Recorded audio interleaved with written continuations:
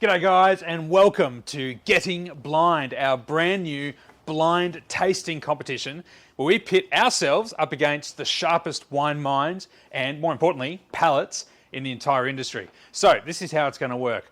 I have chosen 3 amazing wines for the guys to taste from all over the world. They have no idea what the wines are. They're going to have to try and uncover their identity. They're going to have to guess country, region, variety, vintage, even have a crack at the price.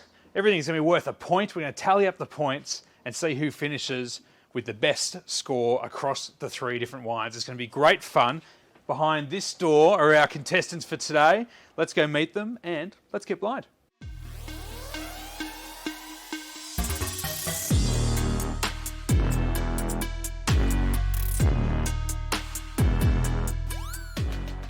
What's the old adage we do in blind tastings? It's play the man, not the wine. It's like who's doing it, and then you can kind of cheat that way. Do I have to do this? Do I have to do this? Also, Wade's got the advantage because he knows what you guys stock. I had to troll through the whole website. So, first wine. It's definitely a white. Oh, the acid's really low on that, isn't it? Like really soft on the palate. A little bit of that sort of dried apricot kind of note, a little bit white florals kind of vibe. So it's definitely kind of textural. It's got a little bit of a kind of saltiness to it. Sort of lemon, peely. Yeah, it's definitely giving me like Vouvray, Muscat, Viognier vibes. It's not going to be Riesling. It's a Riesling, isn't it? I think if it was Australian, the acid would be a little bit higher. I'd see a little bit more crunchiness in there. This is sort of sitting more firmly in those sort of like savoury kind of notes. It's really nice though. Yeah, I like it. I would smash that.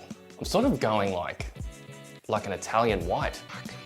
All right, I'm going neutrally, like fairly neutral, textural Italian white wine. Oh, God. Suave? Country, I'm thinking Old World and I'm thinking France. Yeah, I want to say something like the Loire. It's so pretty. Garganega, isn't it? That's such a random call though. Garganega, yeah, about $35 probably. Oh, like, I don't know, 21? I mean, you could be going really squirrely and be like Grenache Blanc. Like, I can do anything. You can do anything. I really should have checked the website before this and be like, there's too many wines to pick from. Yeah, I think it would be a safe bet with Shannon. If we had a producer like here in Australia making Shannon like that, you'd be very happy with that. I want to say 2021, 22. I can't just give you a range of dates, can I? So I'm going to say it's 2022. It's definitely sub 50. I'm reckoning about 35. How's your knowledge of Suave producers? Terrible. I don't know any. Oh, the Il Bastille one? That's not even the name of the producer. You know the one I'm talking about. It's got the kind of oceany sort of label. Le Battistel. How confident are you about that? Not confident at all. It's probably fucking Hunter Valley Semillon and I've just absolutely cooked this first one. But if Wade picks the producer, I'll be real pissed. If Payne beats me, man, this will be so embarrassing. All right, wine 1, done. All right. Cheers. Cheers. All right, how'd you do? I don't know, how did I do? So Sam, you thought this was a Loire Valley Shannon? Yeah. 2022. Shannon. And Wade went a Suave. Oh yeah. I think I totally got him, and Wade even went as far as to guess producer. Oh, what producer did you guess? It's the one Le Bastille. It's got the little like seaside. I'm still gonna say that I need like an extra point or 2 because Wade actually knows what you guys stock. Definitely. All right. Did you like the wine? I did really like it. Yeah, I liked it too. I would absolutely drink this. I really liked this because, again, there's a real nice softness on the mid palate. The acid wasn't too high. The pH is quite low. It's very easy drinking. It's more of a textural wine instead of like a straight up like, you know, fruity tooty wine. There's pretty florals in there. The green apple was the thing that sort of kept coming through again and again when I was... Shannon, eh? Yeah. Because of orchard fruits. It has a cork. I can confirm. Oh, it is? Yes! Yes! Yeah. My God. Yeah. Yeah, nailed it. Yeah. Tick. Suave. That was very aggressive. Really bad. Because you don't know how many Suaves we have. We only have 3. It is delicious though. It's so good. Yeah. It's all well and good for us to do like blind tasting stuff, but for me, like it takes the joy out of the wine because all I want to do is sit down and like have some prawns and like drink this wine without tearing it apart because Suave's never a wine that you want to like really analyze and tear apart. That's it. It's like the most impossible wine to talk about because it's like so nondescript. So nondescript, like so neutral. Okay, cool. Great. Red hot.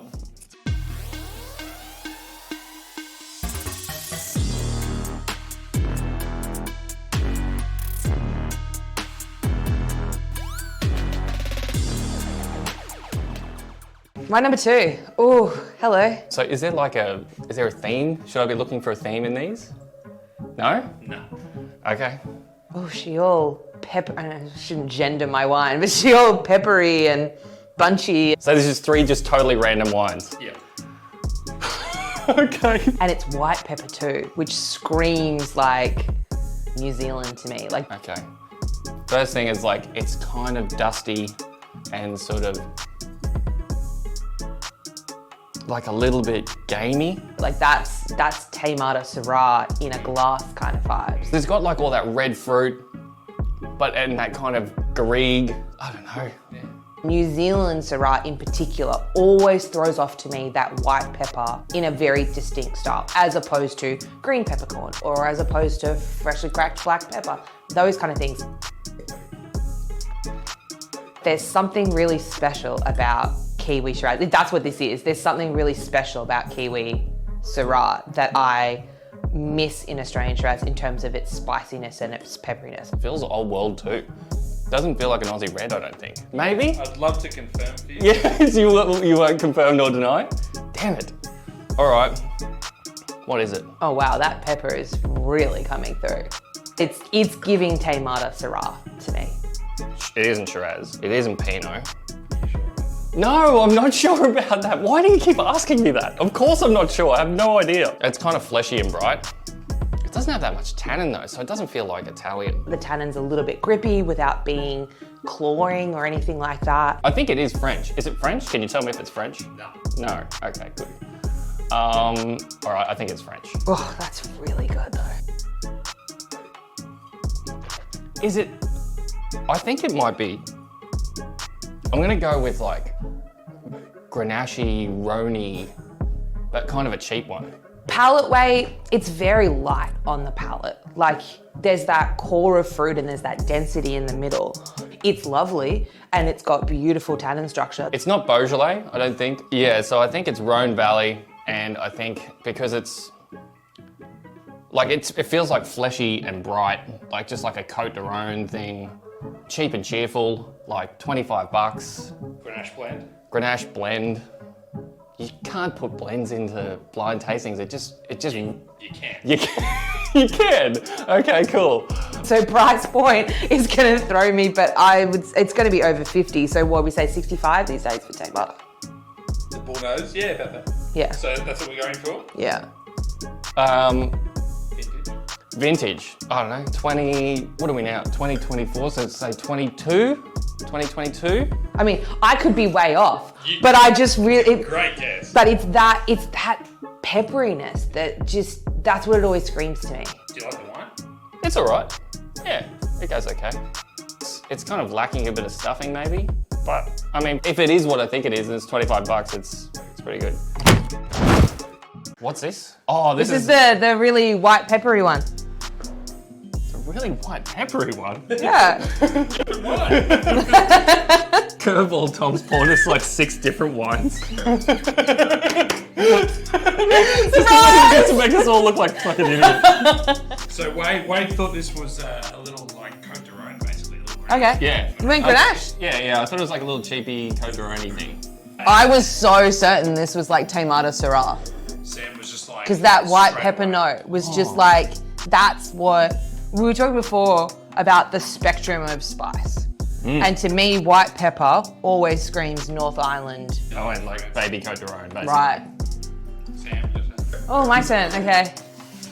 I'm afraid Wade's gonna, I'm seeing a cork, so I'm afraid Well, Wade's it's gonna like definitely not me start. then. Oh, you at least got the country right. Little flurry. Oh, okay. Yeah, I can see that. It's a little gamey. The fruit is so pristine. Yeah. This was the one I thought actually you guys would probably do the best with. Really? No, it I just... had something else and I swapped this in because Oh, really? I don't want to make it too hard. I had a Sinso from Swartland.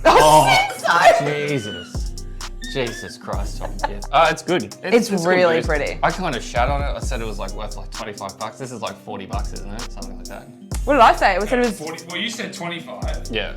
Sam, you said 65. Yeah. It's 45. Oh, we're really in the middle. Really smack bang in the middle there. You both get a point. You guys get a point. Ding, ding. That's really pretty. I don't know why, but it looks better now that I know it's worth $40. Is that a thing? I think that's a thing that happens.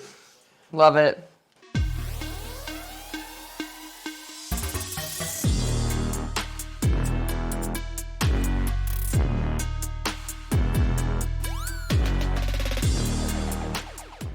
Ooh, last wine. All right, wine number 3. Let's do this. Let's get this.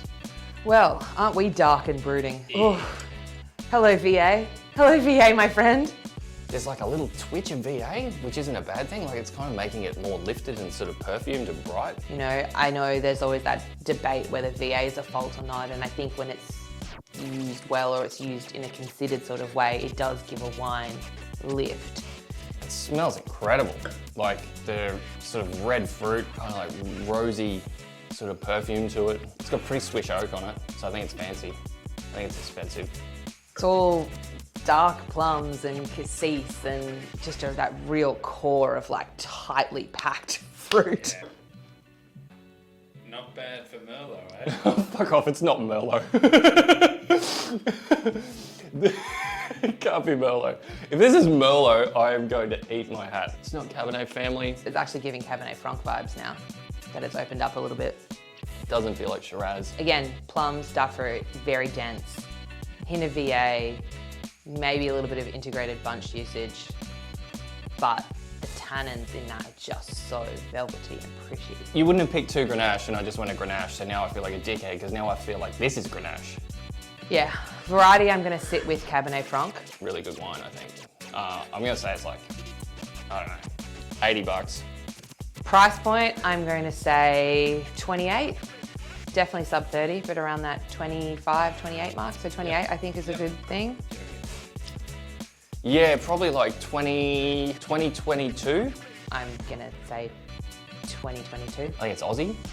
It feels like Big Dog McLaren Vale Grenache. Let's go Aussie and region. Let's go Adelaide Hills. I think that's the pick of it. And if this turns out to be the cheapest, that would be awesome. If it turns out to be the most expensive, then I look smart. So either way, I win. This is gonna stitch me up, isn't it? I feel like we've ruined your Friday afternoon. Not at all. Not at all. You know, an afternoon with the Different Boys is always a great afternoon. But wow, you really got the brain cells working on that one. The VA on this got me so bad. I was like, Jesus. First thing you both said. Really? Oh, really? Oh, that's interesting. Well, because you're genetically predisposed to either VA or Brett. And I'm super sensitive to VA, but I'll miss Brett 9 times out of 10. Really? I mean, it's grateful that I judge Australian wine shows because there's not a lot of Brett flying around. And this is how bad you taste. So bad. So bad. Hope that none of the chair panels see this. What I thought this was McLaren Vale Grenache. Oh, hot take. No, I definitely fucked this totally. I thought it was Cabernet Franc. Yeah, Adelaide Hills Cabernet. We both went Aussie though. Both went 22 vintage. Okay. Sam was around like 28 to $29. Wade thought this was like $80. I thought it was I big. didn't think it had the complexity to be higher. It looks to me like it's gonna. I just think it is. I just think it is. I think it's I really feel good. it in my soul, I do. in my wines, my inner wine judge is talking. In my waters, I feel that this is $80 a bottle. Please vindicate me, Tom. Should we reveal? Yes, Please. please. All right. Oh, it is Grenache. It is not McLaren Vale, but it is Swinny. Swinny. Franklin River Grenache. And Niche. Really niche place for Grenache. Yeah. But at least we got the country right. It's pretty good. Yeah. I really liked it. I thought it was. We do love you, Swinny. We didn't mean to ping you for Well, VA. I thought You it both was. commented on like the Swiss oak. Yeah. Yeah. It's It's polished. Yeah. It's a pretty red hot wine. Like if I had paid $80 for it, I would have been like, yep, I'm pretty happy with that. So how much does that retail for? 45. Oh, great. Yeah. I was like 28, so Yeah. great, bargain. Sam wins the prize. It's it. Yeah, yes, because you are closest. And probably marginally faster to drive to Franklin River from Adelaide Hills than McLaren. Yeah. 10 minutes faster. Yep. So- Okay, yep, cool. Yeah. I like your reasoning Cool. for that.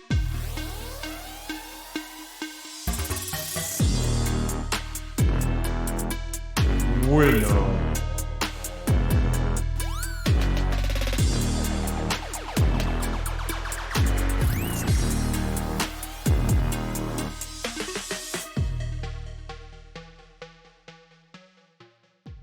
All right. Thank you so much. Thank you for having me. This was heaps of fun. So much fun. How badly am I sweating through my shirt right now? That'll be in the blooper reel.